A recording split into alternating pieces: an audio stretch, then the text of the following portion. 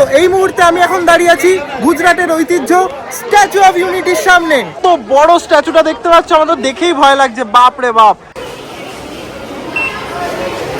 মানে সরজু নদীর বুকে এত সুন্দরভাবে একটা স্ট্যাচু অফ ইউনিটি করেছে, মানে দারুণ লাগছে। তো আমি এখন এই যে দাঁড়িয়ে আছি সর্দার বল্লভভাই প্যাটেলের একদম নিচে। তো আমাদের স্ট্যাচু অফ ইউনিটি ইন্ডিয়ার কিন্তু এখনো অব্দি সব থেকে হাইয়েস্ট স্ট্যাচু, যে মূর্তিটা রয়েছে সেই মূর্তির ভেতরে রয়েছে এখন। আর এই মূর্তির ভেতর থেকে কতটা সুন্দর লাগছে দেখো, দেখতে পুরো ড্রোন ভিউ একদম। আমাদের ফ্লাইট দিয়ে দিয়েছে ইন্ডিগো, এটা করে আমরা যাব কলকাতা। তো এখন ফ্লাইটে বসে গেছি, এখন বাজে হচ্ছে 7:50।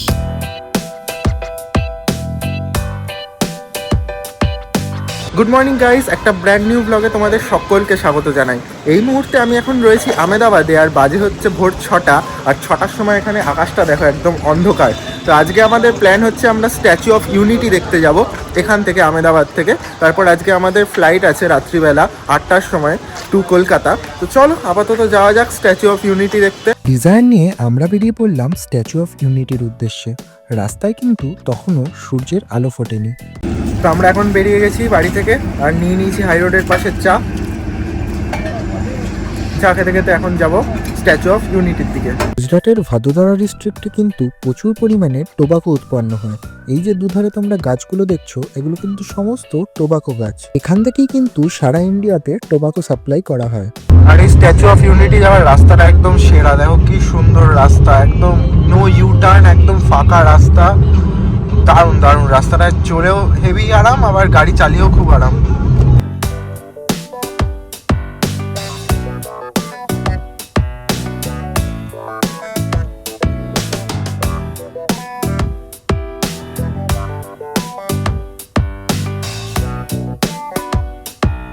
আমরা এখন পৌঁছে গেছি স্ট্যাচু অফ ইউনিটির গেটের সামনে।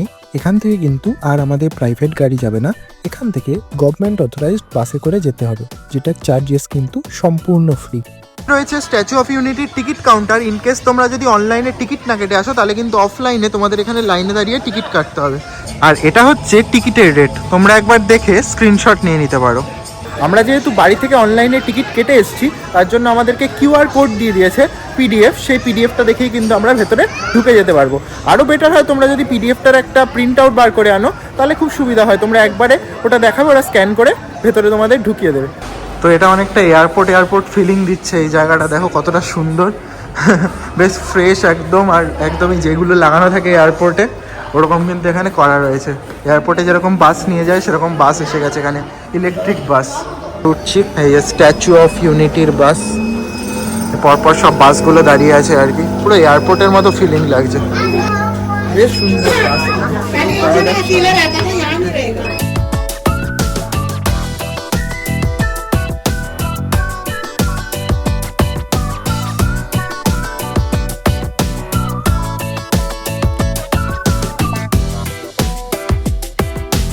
গুজরাট আসলে স্ট্যাচু অফ ইউনিটি যদি তোমরা না দেখো, তাহলে কিন্তু সত্যিই তোমাদের গুজরাট ট্রিপ একটা ইনকমপ্লিট থেকে যায়। কি সুন্দর দেখো এই চারিপাশটা। আমরা এখনো অব্দি স্ট্যাচু অফ ইউনিটির কাছে পৌঁছাইনি, রাস্তাটাই এতটা সুন্দর লাগছে, মানে কি বলবো। এই যে ফাইনালি আমরা দেখা পেয়ে গেছি স্ট্যাচু অফ ইউনিটি। কাছটা অতটা পরিষ্কার না, যার জন্য এমন ব্লারি আসছে, কারণ কাছে অনেক নোংরা এখানে বাসে। তো ইলেকট্রিক বাস কিন্তু তোমাদেরকে এখানে নামিয়ে দেবে। এখান থেকে কিন্তু হেঁটে হেঁটে তোমাদেরকে ওই যে স্ট্যাচু অফ ইউনিটির কাছে যেতে হবে। কি কি আইটেম অ্যালাউ আছে তার কিন্তু এখানে তোমরা স্ক্রিনশট নিয়ে নিতে পারো। এখানে কিন্তু প্রত্যেক রকম টিকিটের জন্য আলাদা আলাদা এন্ট্রি পয়েন্ট আছে। আমাদের যেমন এসওইউ এন্ট্রি, আমরা কিন্তু এই রাস্তা দিয়ে যাচ্ছি, তাই এই সামনে গিয়ে আমাদের টিকিট চেক হবে। চলো টিকিট চেক করে।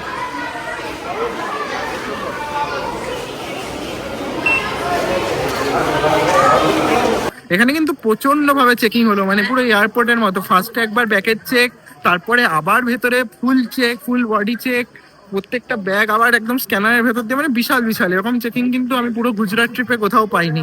তো যাই হোক, আস্তে আস্তে যাওয়া যাক এখন সামনে, স্ট্যাচু অফ ইউনিটির সামনে।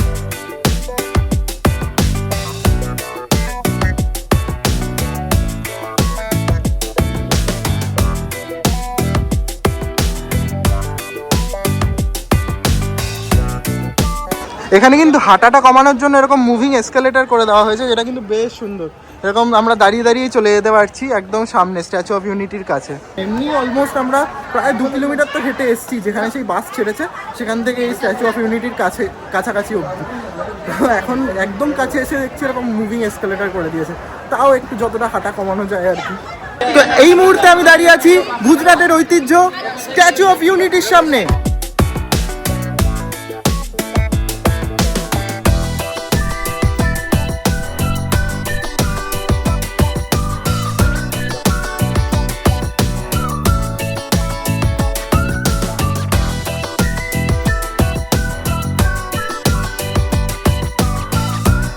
কত বড় স্ট্যাচুটা দেখতে পাচ্ছ, আমাদের দেখেই ভয় লাগছে, বাপ রে বাপ। পায়ের নিচে দাঁড়িয়ে আছি আমরা, দেখি আস্তে আস্তে একদম ওপর অব্দি উঠবো। সেখানে কিন্তু এসকেলেটর করে দেওয়া রয়েছে, এই যে এসকেলেটর দিয়ে সবাই উঠছে আস্তে আস্তে। চলো যাওয়া যাক ওপরে। জুতোটা একবার দেখো জাস্ট কত বড়, আমি কিন্তু এখানে ওয়াইড অ্যাঙ্গেলে দেখাচ্ছি বলে পুরোটা দেখা যাচ্ছে, মানে বিশাল বড় বিশাল বড় আর কি। আমার তো লিটারালি ভয় লাগছে, এত নিচে রয়েছি আর এত বড় স্ট্যাচুর নিচে। পায়ের আঙ্গুলগুলো দেখেছো, এক একটা আঙ্গুল কত কত বড়, এই দেখো কি বিশাল বিশাল কিন্তু এক একটা আঙ্গুল। এই যে সর্দার বল্লভভাই প্যাটেলের স্ট্যাচুর একদম নিচে আমি দাঁড়িয়ে আছি এখন। তোমরা যদি স্ট্যাচুর সাথে ছবি তুলতে যাও তোমাদের কিন্তু অনেকটা প্রায় 2 কিলোমিটার দূরে দাঁড়িয়ে ছবিটা তুলতে হবে।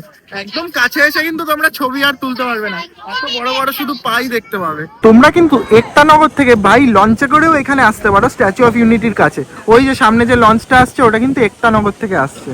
এই যে স্ট্যাচু অফ ইউনিটির পায়ের সামনে এই যে ভিউইং গ্যালারি আছে, এখান থেকে কিন্তু দারুণ একটা সিনারি তোমরা দেখতে হবে। বাট তার জন্য কিন্তু অবশ্যই তোমাদেরকে দিনের বেলা আসতে হবে, বিকাল বেলা কিন্তু অত সুন্দর তোমরা দেখতে হবে না।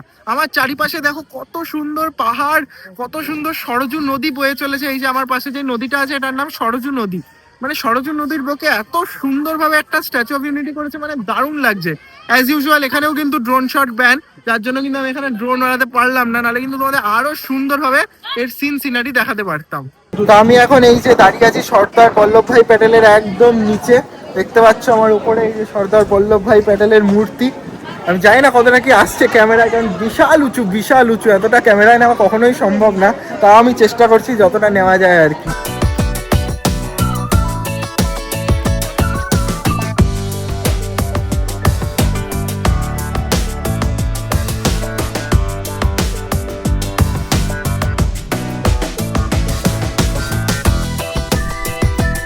তো আমাদের স্ট্যাচু অফ ইউনিটি ইন্ডিয়ার কিন্তু এখনো অব্দি সব থেকে হাইয়েস্ট স্ট্যাচু, এ দেখো 182 metre.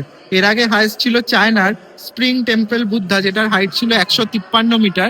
But Statue of Unity কিন্তু এখনো অব্দি সব থেকে হাইয়েস্ট, যেটা কিন্তু আমাদের সত্যি খুব গর্বের বিষয়। এই ছবির মধ্যে কিন্তু স্ট্যাচু অফ ইউনিটি কিভাবে তৈরি হয়েছে তার একদম স্টেপ বাই স্টেপ কিন্তু এখানে ফটো দেওয়া রয়েছে, বেশ সুন্দর। তো এখন আমরা চলে এসেছি স্ট্যাচু অফ ইউনিটির ভেতরে, মানে শরীরটা যে আছে সর্দার বল্লভভাই প্যাটেলের যে শরীরটা আছে তার ভেতরে কিন্তু আমরা এখন ঢুকে গেছি। কত সুন্দর লাগছে জায়গাটা, একবার দেখো ভেতরে। এখানে কিন্তু পুরো মিউজিয়াম তৈরি করা হয়েছে সর্দার বল্লভভাই প্যাটেলের লাইফ সম্বন্ধে। চারিদিকে এখানে ছবি দিয়ে খুব সুন্দরভাবে কিন্তু বোঝানো হয়েছে, মানে মুখের যে অংশটুকু সেটা কিন্তু এখানে রয়েছে। এখন আমরা সেই স্ট্যাচুর ওপর অব্দি যাবো লিফটে করে, চলো ওপর থেকে তোমাদের ভিউটা দেখাই। তো এখন আমরা লিফটে করে 45 ফ্লোরে উঠছি, 38 সেকেন্ড লাগবে। চলো আস্তে আস্তে উপরে উঠি, তারপর তোমাদেরকে দেখাই ওপর থেকে ভিউটা। আমরা এখন সর্দার বল্লভভাই প্যাটেলের যে মূর্তিটা রয়েছে সেই মূর্তির ভেতরে রয়েছে এখন, আর এই মূর্তির ভেতর থেকে কতটা সুন্দর লাগছে দেখো দেখতে, পুরো ড্রোন ভিউ একদম। কিছুটা এরকম লাগছে শহরটাকে দেখতে, মানে জাস্ট দারুণ লাগছে। কোথায় আমাদের বাস ছেড়েছিল ওই দূরে, ওখান থেকে আমরা কিন্তু এখন চলে এসেছি মূর্তির ভেতরে। এখানে এরকম গ্যালারি করে দেওয়া রয়েছে, ওপরে এরকম জাল জাল দেওয়া রয়েছে, আর এখান থেকে কত নিচু লাগছে দেখো, কত নিচু লাগছে দেখতে পাচ্ছ, কি সুন্দর সেই সরজু নদী এখান থেকে দেখা যাচ্ছে, কত সুন্দর লাগছে। আর এখানে কত ভিড় দেখতে পাচ্ছ আজকের দিনে। আজকে কিন্তু এমন কোনো দিন না, আজকে জাস্ট থার্সডেতেই কিন্তু এখানে প্রচুর প্রচুর ভিড়। স্ট্যাচু অফ ইউনিটির যে স্ট্রাকচারটা সেটা কিন্তু এই যে দেখতে পাচ্ছ, এখানে কত লোহা দিয়ে বানানো, দেখো কত লোহার স্ট্রাকচার, সমস্ত কিছু কিন্তু এখান দিয়ে দেখা যাচ্ছে, মানে দারুণ দেখতে পাচ্ছ কতটা নিচু একদম। তো আমরা কিন্তু সর্দার বল্লভভাই প্যাটেলের বুকের জায়গাটাতে রয়েছি, যেটা কিন্তু 45th ফ্লোরে বানানো। আর এখান থেকে কিন্তু কত সুন্দরভাবে শহরটাকে দেখা যাচ্ছে দেখো, একদম ড্রোন ভিউতে। দারুণ লাগছে দারুণ লাগছে, যদিও আমাকে ড্রোন ওড়াতে দেয়নি, বাট এখান থেকেই কিন্তু আমরা পুরো ড্রোন ভিউটা পাচ্ছি। এই দেখো পুরো বাসগুলোকে দেখে মনে হচ্ছে এখানে ম্যাচ বক্স, কত ছোট্ট ছোট্ট ইরেজারের মতো লাগছে। এখানে দুটো লিফট আছে বেসিক্যালি, একটা রাইট সাইডে লিফট 1, একটা লেফট সাইডে লিফট 2। তো দুটো লিফট দিয়েই তোমার যেটা দিয়ে ওপরে উঠবে আবার সেটা দিয়েই কিন্তু নিচে নামতে হবে, এই যে লাইন করে দেখতে পাচ্ছ, খুব সিস্টেমেটিক ওয়েতে হচ্ছে এখানে। তো আমরা লিফট দিয়ে ওপরে উঠেছি, এখন এই লিফট দিয়ে নিচে নামবো আর কি।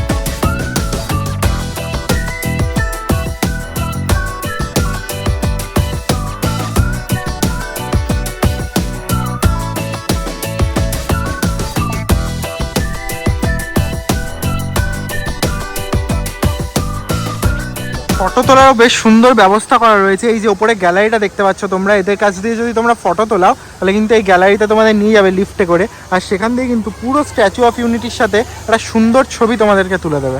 তোমরা যারা লাইট অ্যান্ড সাউন্ড শো দেখার টিকিট কাটবে তোমাদেরকে কিন্তু এইখানে বসে ওই যে লাইট অ্যান্ড সাউন্ড শো দেখানো হবে বিকালবেলা। আমাদের যেহেতু ফ্লাইট রয়েছে তাই জন্য আমরা সেটার টিকিট কাটিনি, তোমরা যদি কাটো তোমাদের এইখানে বসানো হবে। তো আমাদের স্ট্যাচু অফ ইউনিটি দেখা ফাইনালি কমপ্লিট। এখন আস্তে আস্তে যাব আমরা আহমেদাবাদ এয়ারপোর্টের উদ্দেশ্যে, কারণ আজকে আমাদের ফ্লাইট রয়েছে আহমেদাবাদ এয়ারপোর্ট থেকে কলকাতা যাওয়ার। তোমরা যদি জঙ্গল সাফারি করতে যাও তাহলে কিন্তু তোমাদেরকে 4 নম্বর গেটে দাঁড়াতে হবে, আর এখানে আমরা দাঁড়িয়ে আছি আমাদের 10 নম্বর গেটে। এখান থেকে কিন্তু বাস একদম বাইরে পার্কিংয়ে নিয়ে যাবে। তো এই যে বাসে করে আমরা এখন চলে এলাম আমাদের কার পার্কিংয়ে। এখানে বাস সার্ভিস কিন্তু একদম সম্পূর্ণ ফ্রি, তোমরা কিন্তু বাসে করে ফ্রিতেই একদম স্ট্যাচু অফ ইউনিটি অবধি যেতে পারবে, আবার স্ট্যাচু অফ ইউনিটি থেকে রিটার্ন আসতে পারবে পার্কিংয়ে। ওই যে 150 টাকা টিকিটটা নেয় ওটা কিন্তু ভেতরে ঢোকার জন্য, নট ফর বাস। বাস কিন্তু সম্পূর্ণ ফ্রি। এখন আমরা আমাদের গাড়ি করে বেরিয়ে পড়লাম এয়ারপোর্টের উদ্দেশ্যে। চলো যাওয়া যাক আস্তে আস্তে। এখন চলে এসেছি আমরা রেস্টুরেন্টের, আর এখানে অর্ডার করে দিয়েছি ভেজ খাবার দাবার। দেখা যাক এখানকার খাবার দাবার কেমন। তো আমরা অর্ডার করেছি ফ্রাইড রাইস আর পনির চিলি গ্রেভি, আর অর্ডার করেছি এদিকে বাটার নান আর হান্ডি পনির।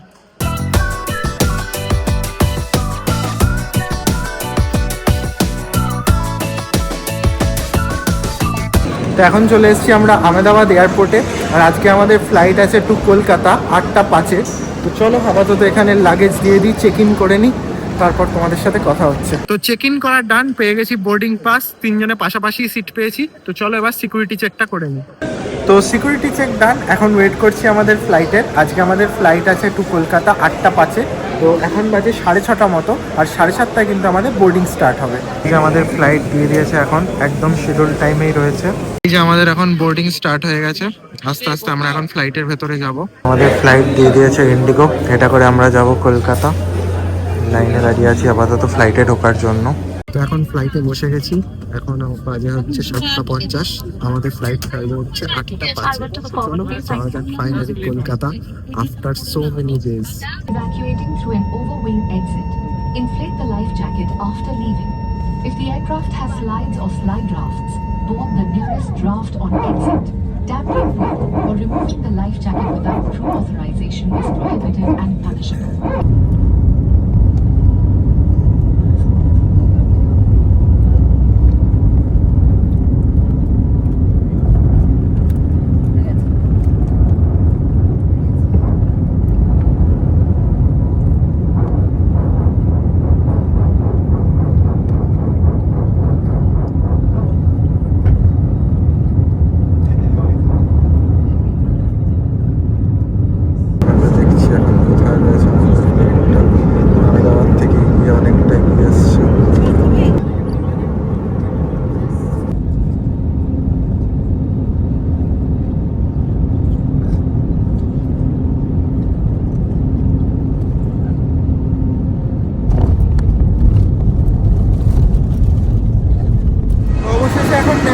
কলকাতা এয়ারপোর্টে, এখন আস্তে আস্তে বাসে করে যাচ্ছি এয়ারপোর্টের ভেতরে। এবার এই একটা জায়গা থেকেই আমাদের সবার লাগেজ দিচ্ছে।